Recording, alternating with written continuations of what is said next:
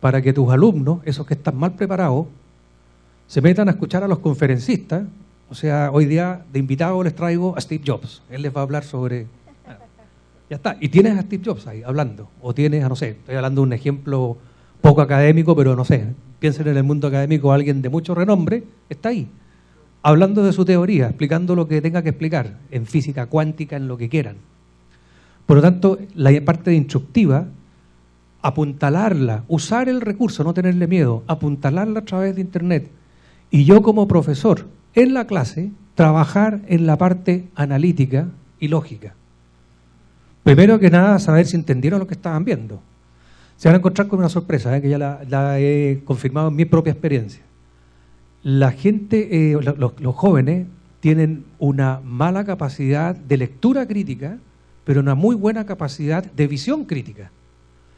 O sea, si yo les doy la conferencia por YouTube, entienden todo. Si se los entrego en un papel, ni patata. El 80% de lo que leyeron no lo entendieron. Pero si lo escuchan de una persona a través de un broadcast, lo entienden perfectamente, hacen juicio crítico, sacan conclusiones y dan el step further. Pero no de la otra forma. Por lo tanto, lo que tenemos que hacer, la respuesta a esto, es utilizar las herramientas que pone a nuestra disposición la sociedad del conocimiento, que como han ido tan rápido y ha sido tan violento, todavía no somos capaces de tomarle el peso de todo lo que pueden hacer por nosotros. Estamos usando, no sé, me recuerda un poco la época en la cual Microsoft nos castigaba con una nueva versión de Excel cada 2 años. En la primera versión le sacábamos el 80% de rentabilidad y en la última versión era el 1%, el 99% restante eran botones y cosas que yo realmente nunca supe para qué servían. Bueno, nos está pasando un poco lo mismo con Internet. Entonces tenemos que hacer ese esfuerzo adicional, esa milla extra, de ver cómo lo que ya existe, sin necesidad de gastarse un peso, porque no hace falta, ni un dólar, lo podemos utilizar a favor del sistema, considerando, después del diagnóstico que hemos hecho, cuáles son las falencias del sistema. Sí, yo pienso que mucho tiene que ver con algo que sí mencionó Héctor, es con la alfabetización informacional, ¿verdad? Porque ese es un tema que también adquiere mucha relevancia hoy en día, pero que se practica muy poco, porque existen buenos programas de alfabetización informacional en algunos sitios, tanto universidades como escuelas. Y se habla mucho de eso, pero no se lleva a cabo como se debe hacer, ¿no? Y eso es algo que tenemos que darle mucho impulso, ¿verdad? Antes, espérate un minuto, que quiero dar una... La madre de todas las batallas de la sociedad del conocimiento está en la educación. Es la central, es lo más importante, lejos. Y desde el principio. Y desde el comienzo, desde el pre-kinder.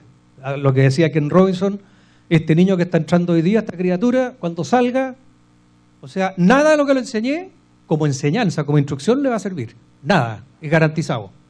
Es un dato. Hasta ahora era una idea, una propuesta, uno lo mejor, hoy día es un dato. Nada de lo que enseñé le va a servir. Entonces, en esa batalla de la educación, donde tengo que poner todo el énfasis, es en la descubrimiento de talento, en la desarrollo de esos talentos, en el contexto social en el cual esos talentos se tienen que hacer. Yo como escuela básica y como universidad tengo que transmitir valores, que hay que vivirlo, transmitir solidaridad, transmitir un montón de otras cosas que son lo que llamábamos ayer los soft skills, ¿ya? Son que hoy día no se les pone en tiempo. Y por lo tanto todo lo que signifique ahorrar recursos y tiempo en lo que es instrucción pura, eso que lo haga Internet. La gente, los profesores, donde son irreemplazables, son como maestros. El maestro con el aprendiz. Una relación 1 a 1, no una relación de 1 a muchos de forma estandarizada como lo que tenemos ahora.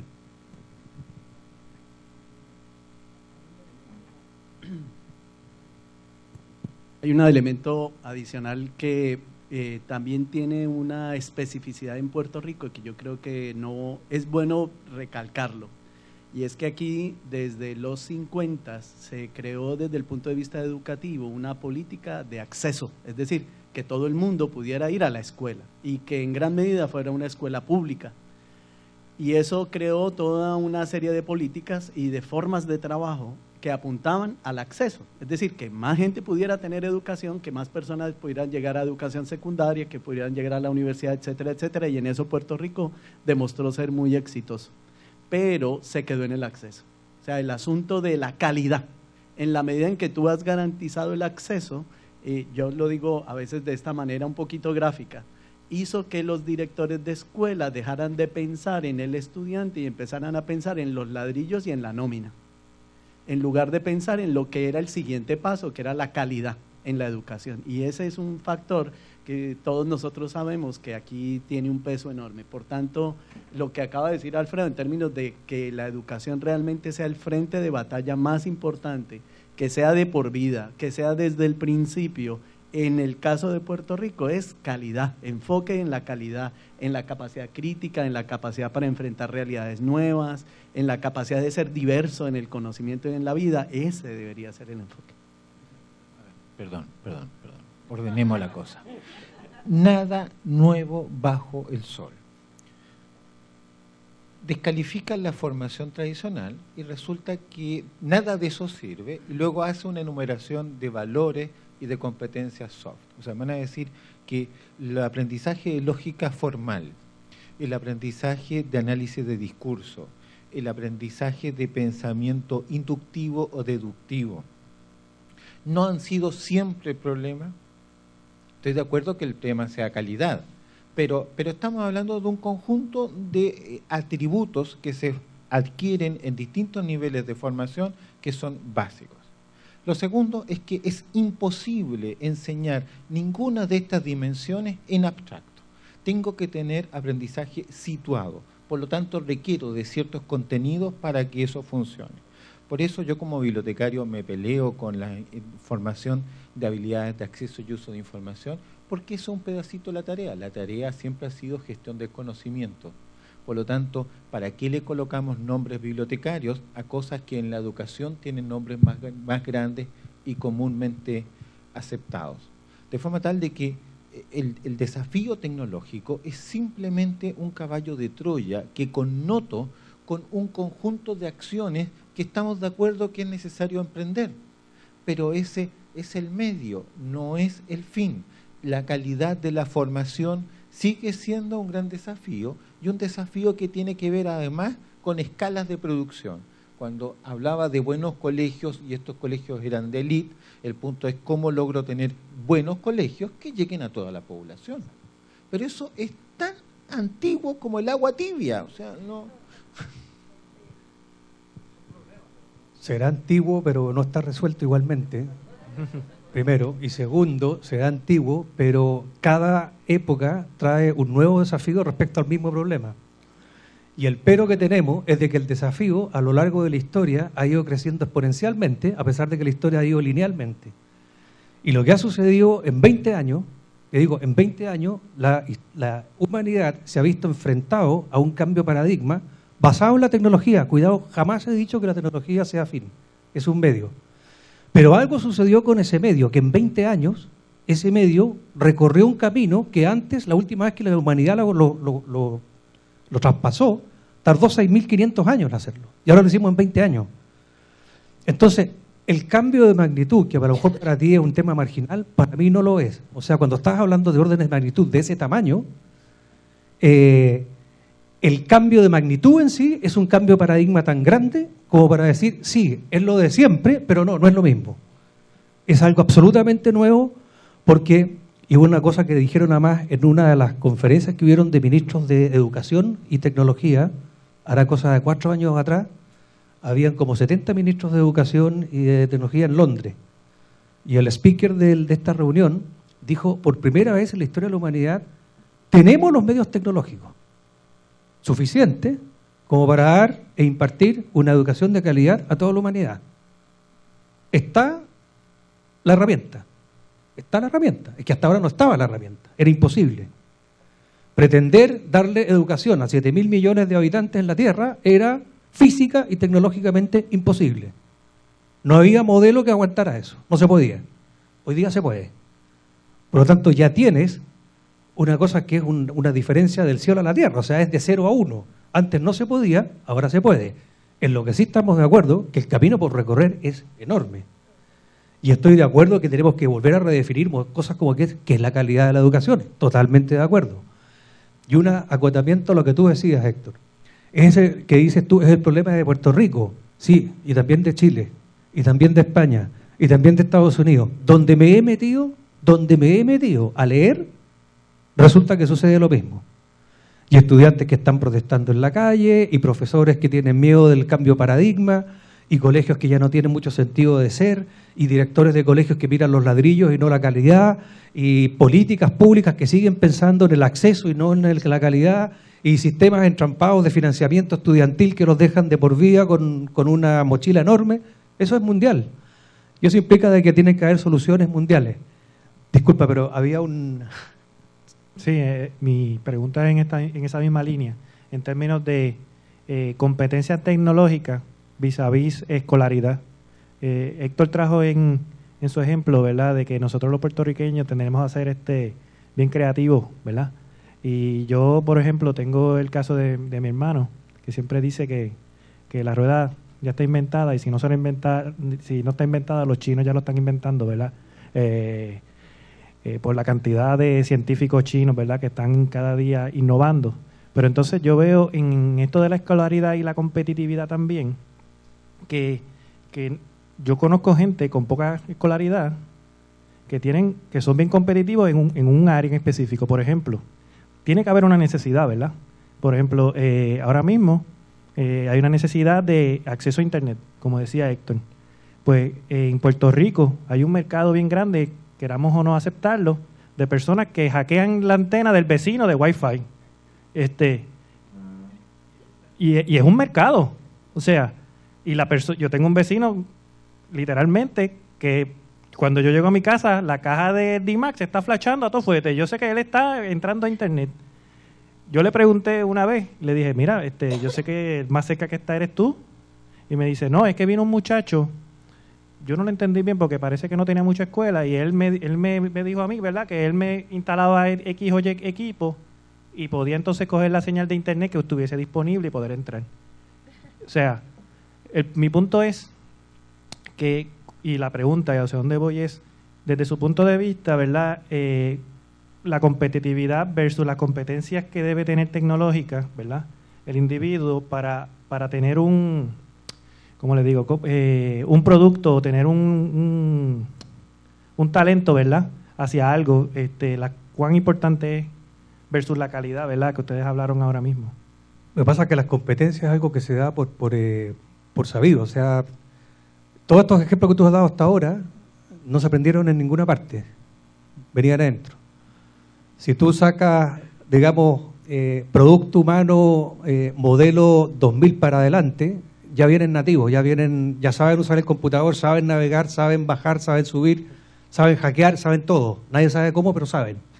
Y una cuestión, quizás es una mutación genética. De verdad he llegado a tener esa teoría yo, esa es una mutación genética.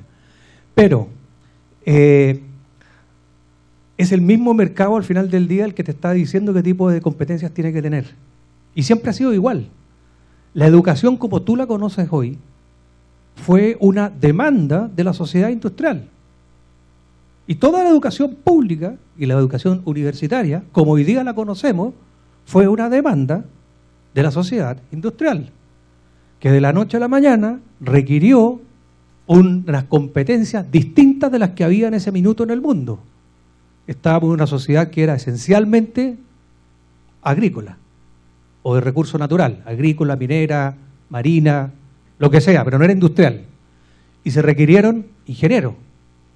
Y por eso las matemáticas son tan importantes. Uno dice, ¿por qué tienen que ser importantes? ¿Por qué son más importantes las matemáticas que el arte? Si te vas a la época de Grecia, era al revés. Mucho más importante el arte que las matemáticas. Porque la sociedad industrial necesitaba ingenieros, y como luego empezaron a ver los problemas, necesitaba abogados. Entonces, al final del día era literatura y matemática. ¿Cómo se mide la PISA en todo el mundo? En literatura y en matemática. Esas son las únicas competencias que importan. Las demás como que, oye, da igual. En España, estuve un tiempo yo ahí viviendo, me recuerdo que habían 3 ramos que le llamaban las 3 Marías, igual que la constelación esta, porque bueno, esos son los ramos que hay que hacer, pero que a nadie le importan, ¿ya? Y me acuerdo que uno era religión, el otro era filosofía, ponte tú, y el otro era arte. O música, pintura y teatro, eso. Música, pintura y teatro. Si tú ves la conferencia de Ken Robinson en TED.com, te va a decir, esa es central.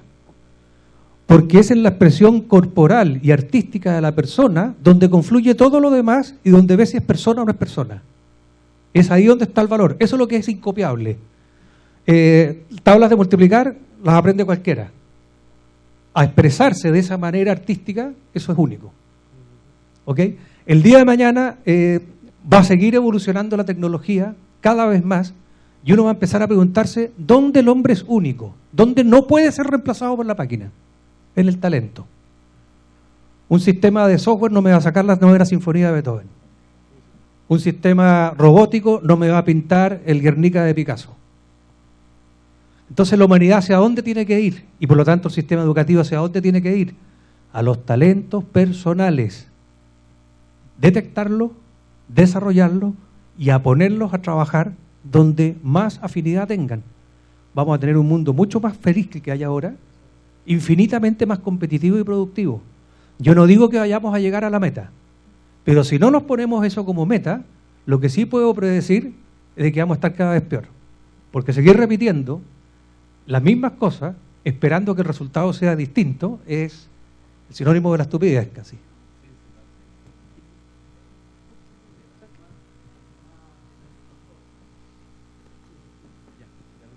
Aló. De la misma forma, lo que tú estás manifestando evidencia que la escuela y la educación formal no es la única fuente ni de adquisición de conocimientos, ni de habilidades, ni de destrezas. Ese es uno de los retos también de la educación. Hoy en día, ir más allá de la educación bancaria, ustedes saben que esto es una discusión enorme que tiene que resolverse en favor de la capacidad y la amplitud de fuentes de conocimiento. El reconocimiento de distintas inteligencias, cuando en la educación formal le damos predominio a la inteligencia lógica y a la inteligencia verbal, ese es otro campo que hay que trabajar. La evidencia de que haya muchas personas que por fuera tienen más capacidades, realmente en lugar de cuestionar per se a la educación, lo que le están diciendo es, mire, todos los campos en los que ustedes pueden trabajar, abarcar y hacer que haya más capacidad en la gente. Ok. Buenas tardes. Mi nombre es José Raúl Morales, estudiante del Sagrado Corazón. El profesor López nos hizo la presentación en el PowerPoint y entre ellas nos dio una radiografía del mapa de Puerto Rico donde se estaban o implementando los servicios de broadband ya activos, lo que están probándose o lo que están por activarse. ¿Se podría entender o cree usted, según la investigación que se hizo, que entre la FCC y el gobierno de Puerto Rico pudiese mantener al ciudadano normal o a la sociedad fuera del loop de la internet para mantenerlos no tan informados como deberían? Pregunta capciosa, ¿no? Yo creo que en la realidad misma de los Estados Unidos hay muchas diferencias. O sea, no podemos decir una cosa pasa en Estados Unidos y otra cosa distinta en Puerto Rico per se. Si uno va a estados, y se los digo porque la tesis mía, la que yo hice cuando terminé mi maestría en administración pública, comparaba estructuras de gobierno con competitividad. A nivel de varios estados, comparé Puerto Rico y también hice unas comparaciones por allí con algunos países. Y lo que resultaba era que cada estado tiene políticas distintas dentro de su propia capacidad y en algunos casos es como parte de la cultura, es como tan natural en ellos que haya avance tecnológico, que haya apertura, que haya transparencia, que haya mucho impulso a la información, que entre ellos ni se lo cuestionan, punto. Eso es política pública y el que la incumple le cae todo el mundo encima. En otros estados no, y yo quiero evitar hablar de Puerto Rico per se, porque por ejemplo, Tennessee es igual, es igualito que aquí, Luisiana es igualito que aquí. Usted le dice a un gobernador que le dé un dato y el tipo lo mata, sea, le caen encima a la prensa, le caen los políticos, porque es el colmo que usted cuestione, que cómo así, si nosotros estamos haciendo las cosas bien, bla, bla, bla. Que ese, ustedes saben, es el discurso de aquí todavía. Y en ese sentido, más que decir que haya una intención FCC, gobierno, lo que hay es una mezcla de factores que tienen que ver con la cultura por un lado, tienen que ver con el tipo de sociedad y el tipo de política que se ejerce. Por ejemplo, Puerto Rico indiscutiblemente desde el punto de vista económico es totalmente capitalista, eso no tiene ni discusión, pero política y socialmente tiene mucha cosa feudal, ¿ya? Donde la gente está amarrada al político, donde la gente está amarrada al partido, donde el empleo de la persona en el gobierno depende de un político, no de su capacidad. Y ese tipo de factores tergiversa. En cambio, ustedes van a California, a Illinois, ¿no? Y en esos estados ocurren esos fenómenos, pero como excepción. No es que no ocurran, ocurren, pero como excepción. La norma es que la gente sí cuida mucho el mérito. La norma es que la gente sí cuida mucho que la información del gobierno esté disponible. Por tanto, también al gobierno, para mantenerse políticamente, le interesa que más gente acceda a conocer qué es lo que hace, le interesa que la gente sepa cuál es mi novedad, ¿cierto? Yo, hacia dónde estamos caminando para darle más riqueza a este país. Ese tipo de cosas es como lo virtuoso en ellos. Y en ese sentido, pues ahí uno puede ver las diferencias.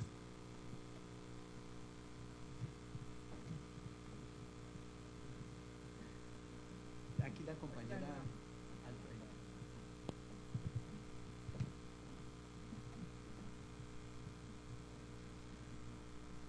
Así, gracias.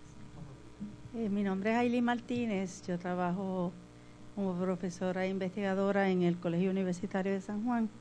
El señor Héctor López, pues, en su presentación de la fortaleza y deficiencia de Puerto Rico, mencionó que no hay una política pública para la sociedad del conocimiento.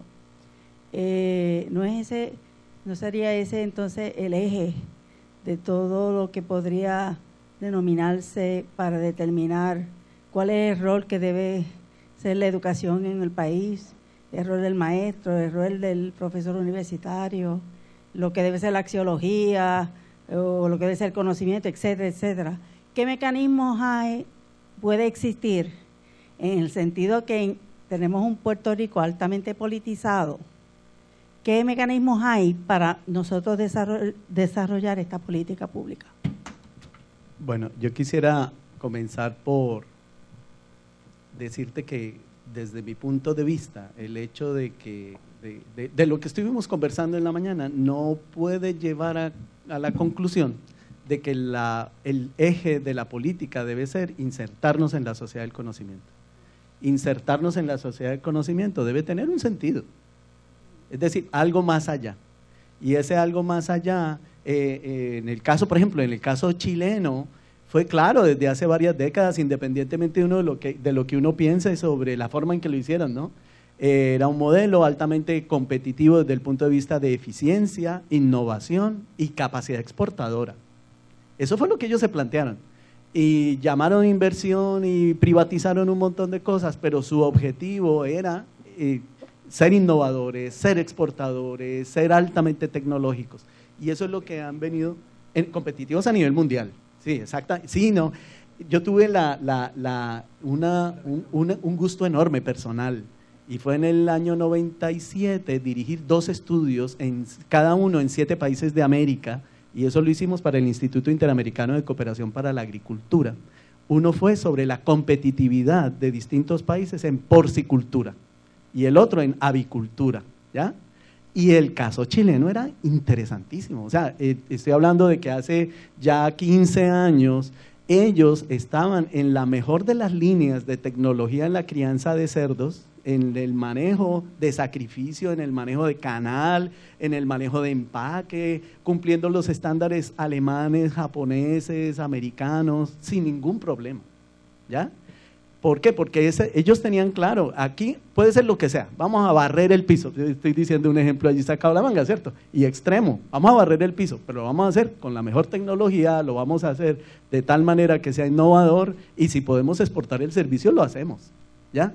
Y eso quiere decir que había un horizonte, y en la medida en que hay horizonte, entonces el planteamiento de cómo hacerlo lleva toda esta riqueza que en el día de hoy, para este momento, sí nos llevaría a plantearnos, oye, bajo esa posibilidad, ¿cómo nos insertamos en la sociedad del conocimiento? Como latinoamericanos tenemos todo el mismo problema desde hace 500 años. Yo creo que hay un modelo de país no pensado por nadie. Primero que nada, no creo que sea, comillas, el gobierno el que tenga que decirle a la sociedad cómo quiere ser. Tiene que ser la sociedad la que tiene que decir cómo quiere el gobierno, es al revés. Por lo tanto, insertarnos en la sociedad del conocimiento, esto, y lo puedo decir además con propiedad, porque yo he estado en el gobierno, tratando desde el gobierno de hacer de que la sociedad del conocimiento exista y sea posible, y mi conclusión, después de 18 meses, de perder mucho pelo también y de tenerlo más blanco, es de que no es el camino. No es el camino. Yo hice un análisis y está puesto en un posteo que me costó mucho críticas y alabanza al mismo tiempo en Chile, en el cual hago un análisis crudo de cuál es la realidad digital de Chile. Y dije, el tema es de que la agenda digital no es agenda, pero no es una cuestión del gobierno. La sociedad del conocimiento no es parte de la agenda de la academia, no es parte de la agenda de los think tanks, no es parte de la agenda de los partidos políticos, no es parte de la agenda del legislativo, no es parte de la agenda de las empresas privadas. Entonces, ¿de qué estamos hablando? ¿Qué hago yo aquí arriba tratando de empujar nada? Si nadie, no es tema.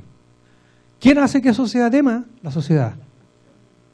Porque la sociedad sí está preparada, la sociedad sí lo quiere. La sociedad sí se da cuenta de las oportunidades que tiene por delante. Incluso más, este movimiento de los indignados a un nivel mundial, tengo una teoría muy particular al respecto. Yo creo que todos los indignados son avatares. Son personas que viven online y viven offline. En el mundo online no hay diferencia de tipo social, ni de género, ni de raza, ni de nada. Son todos iguales. Todos tienen las mismas oportunidades. En el mundo online hay un infinito cantidad de oportunidades, de cualquier tipo. En el mundo online pueden opinar. En el mundo online pueden ser considerados. En el mundo online se pueden comunicar con quien les dé la gana. Se desconectan de este mundo online y vuelven al mundo offline, discriminaciones, prejuicios, dificultades, barreras, gobiernos, todo. Internet ha crecido al nivel que ha crecido, maravillosamente, sin necesidad de ningún Estado. Es más, lo ha hecho a expensa o a pesar del Estado. Y cuando estuvimos en París, los que estábamos todavía reunidos casi en contertulio, así en un conciliábulo, decíamos, casi en broma, oye, lo que acabamos de firmar ahora, todas las naciones de la OCDE, yo creo que si nuestros jefes atrás lo llegan a ver, no nos dejan volver. Porque estábamos hablando de información abierta, cuando la mayoría de la parte, digamos, tradicional de la economía y de la política quieren información asimétrica, no simétrica. Estamos hablando de libertad de formación e información, entrada, salida, no barreras de países. Si entro a Internet no hay barrera país.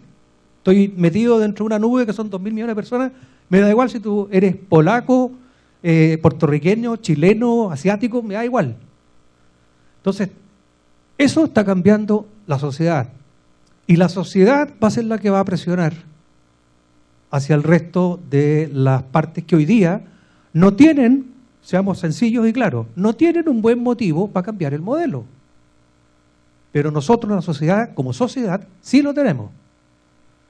Y como estamos en una democracia, manda a la gente, en la medida que sepa mandar, lo va a hacer. Como somos un anillo que tiene a will of its own, bueno, nuestra voluntad, tarde o temprano, se va a manifestar. Y yo creo que esos indignados que hay alrededor del mundo son la punta del iceberg de esta gente que está diciendo, ¿por qué mi vida fuera de Internet tiene que ser tan distinta de mi vida dentro de Internet?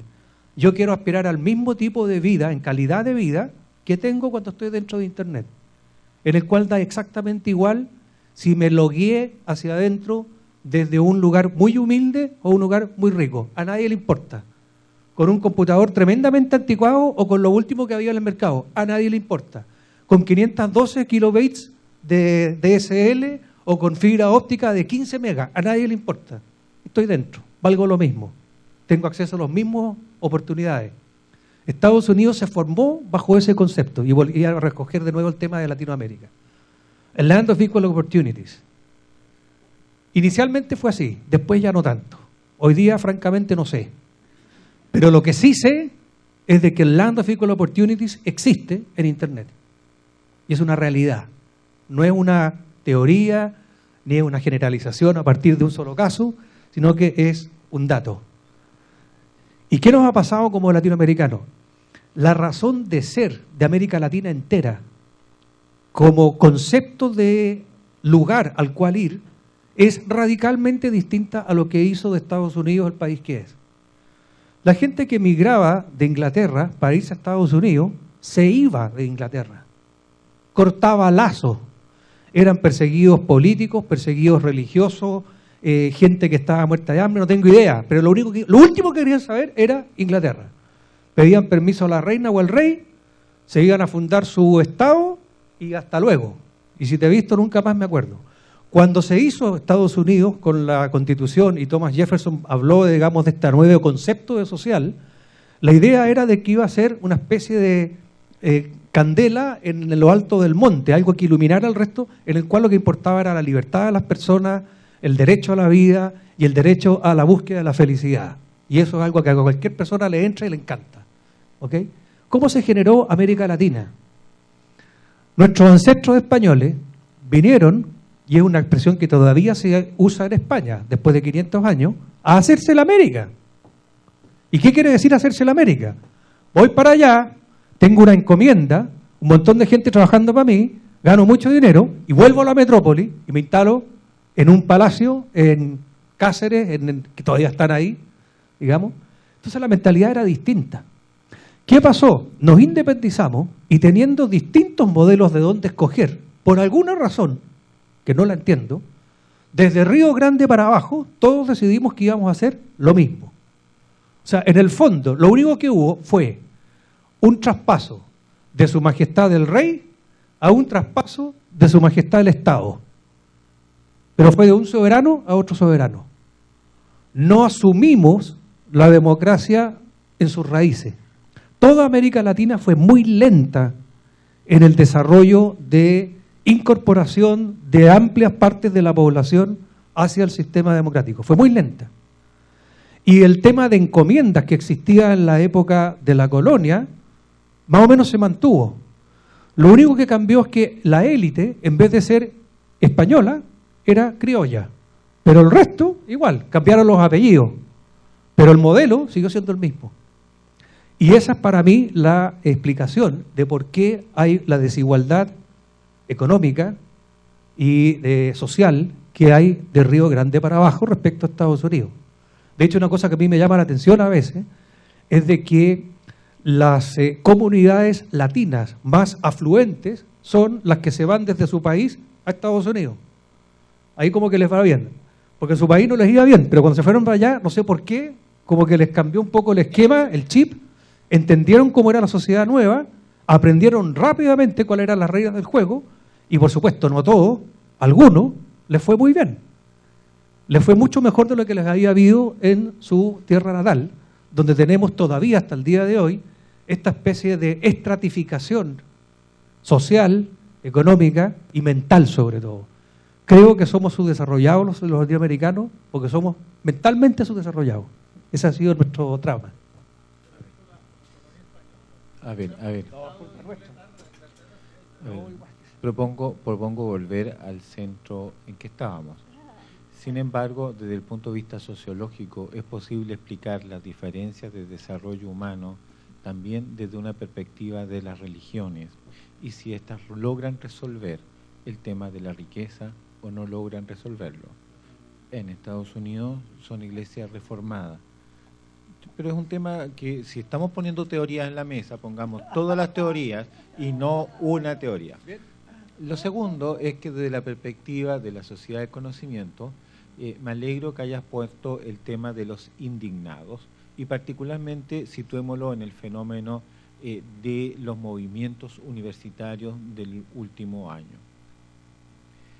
De todo el mundo, pero se plantea aquí como un tema que hay unas posibilidades, pero esas posibilidades también tienen unas limitaciones. En todas las sociedades han existido gente que se mueve en la marginalidad y lo que la tecnología ha permitido hoy es que ese conjunto de marginales que no lograban conectarse con otros, hoy se conecten. Pero no pensemos que eso necesariamente es la mayoría, es un grupo de desconectados que logra conectarse, pero no le atribuyamos eso a que es las grandes mayorías que se están manifestando en las plazas con una agenda determinada. Por lo tanto, si vamos a hablar de democracia, hablemos de democracia en serio y no sobrevaloremos grupos que gracias a la tecnología se articulan. Y esto no es una explicación baladí, porque si se reflexiona con rectores que han tenido que enfrentar movimientos estudiantiles o han sido parte de los movimientos estudiantiles desde la reforma del 67, mayo del 67, que parte en mi universidad, el punto es que cuando logras organizar a un conjunto de movimiento anárquico organizado, así era, estoy leyendo lo que pintaron en la pared, no estoy inventando, movimiento anárquico organizado, claro, es que estamos hablando de eso. Entonces, esto tiene un riesgo, el tema tecnológico. El riesgo, o sea, no hemos situado... Todas las revoluciones tienen riesgo. Por eso. Pero es que, ¿por qué es una revolución? Que nos llevas a otro lado. ¿Por qué es una revolución? Porque hay un cambio de paradigma, milenario. Definamos revolución. Una evolución más rápida. Sí, vamos a un comentario, preguntas. Sí, buenas tardes, mi nombre es Elizabeth. A mí me encanta esa idea de desarrollar los talentos, pero ¿cómo comenzamos a desarrollar esos talentos o ayudar a los estudiantes a identificar esos talentos? Parte por la casa. Por uno mismo también, pero para mí, una cuestión que ha sucedido con la educación pública desde que se puso en marcha es de que también ha habido un cambio en el rol de los padres, que no lo encuentro muy positivo, pero ha sido inconsciente, cuidado, no quiero tomarlo como crítica, ni mucho menos, me incluyo en ello, de que de alguna forma la formación de los hijos la sacábamos de la casa y se la encargábamos al colegio a cambio de un pago mensual. Usted se encarga de devolverme aquí una joyita, yo le entrego la materia prima, digamos, y quiero al niño bien vestidito, bien formadito, súper inteligente, con buenas notas, y que pueda ser capaz de dársela solo en el futuro, y yo me lavo las manos, que bastante tuve con tenerlo, y alimentarlo además. Bueno, esa cuestión tiene que cambiar. Yo creo que quienes más y mejor y más interesados puedan estar en los talentos son los padres. ¿Qué tiene que hacer la sociedad en ese caso? Tiene que también formar a los padres a ser padres. Y eso es algo que nos falta como rol dentro de la sociedad. A los padres nadie les enseña a ser padres. Y si he dicho hace un momento atrás y sigo manteniendo de que ha habido una evolución brutal en los últimos 20 años, eso afecta absolutamente la totalidad de nuestra dimensión como seres humanos y también la paternidad. Entonces hoy día tengo por primera vez, y una cuestión que sucedió en Uruguay cuando entregaron computadores a todos los estudiantes, por primera vez los hijos tienen competencias que carecen los padres. Eso no se ha dado nunca antes en la historia de la humanidad. Los hijos tienen competencias que los padres no tienen. Y los padres tienen que mantener el ascendiente sobre los hijos. Y lo divertido, o lo tierno, o lo bonito, es que se dio. Funcionó de esa manera. En Ceibal, Plan Ceibal de Uruguay, funcionó bien. O sea, hubo una especie de acercamiento padre-hijo que fue muy positivo. Porque el padre, para poder llevar adelante este paradigma que él se daba cuenta que era para la mejor educación de su hijo, tuvo que acercarse a la tecnología y entre preguntarle a alguien que no conocía y preguntarle al hijo, le preguntó al hijo. Y lo mismo le pasó a los profesores. Los profesores creyeron que iban a pasarles por encima, que iban a perderles el respeto. Y al final eran como socios, compinches. Entonces se rompió esta relación profesor arriba, alumno abajo, se pusieron al mismo nivel, se enriqueció, por lo tanto, la discusión en el aula y salieron todos ganando. Y de ahí salen también los talentos. Pero creo que el descubrimiento de los talentos y los primeros pasos es una cosa que es de los padres, no es del colegio, no es del prekinder, no es del kinder, es de los padres. Colegio, prekinder, kinder son facilitadores y apoyadores, pero no son los principales conductores del proceso. Estoy de acuerdo en el fondo, discrepo absolutamente en el ejemplo de lo revolucionario. Así como en Uruguay se produce la distancia tecnológica entre padre e hijo, ¿qué creen que pasó una o dos generaciones atrás entre el padre que era analfabeto y el hijo que supo leer? Perdona, tan básico como es. Tienes razón.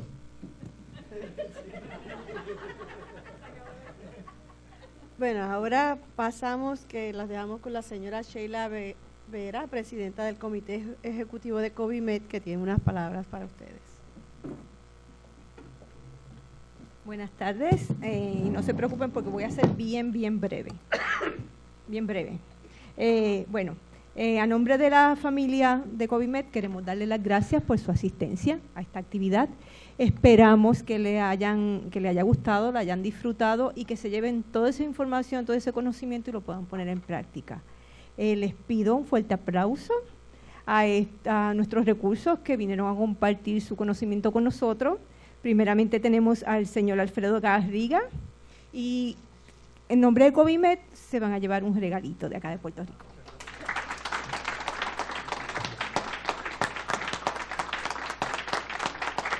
Al señor Atilio Bustos.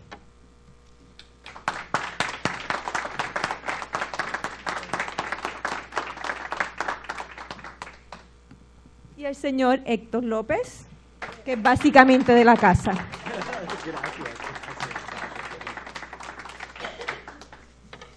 Les quiero recordar que COVIMED va a tener otra serie de actividades. Vamos a estar avisándole próximamente, así que esperamos verlos a todos por allá. Gracias y que pasen buenas tardes.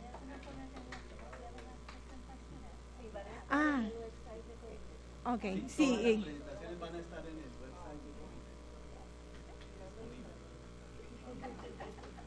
Y antes de irme, quiero darle las gracias a la señora Garín, a María de Lourdes, a Carlos, a Edgar, porque se fajaron.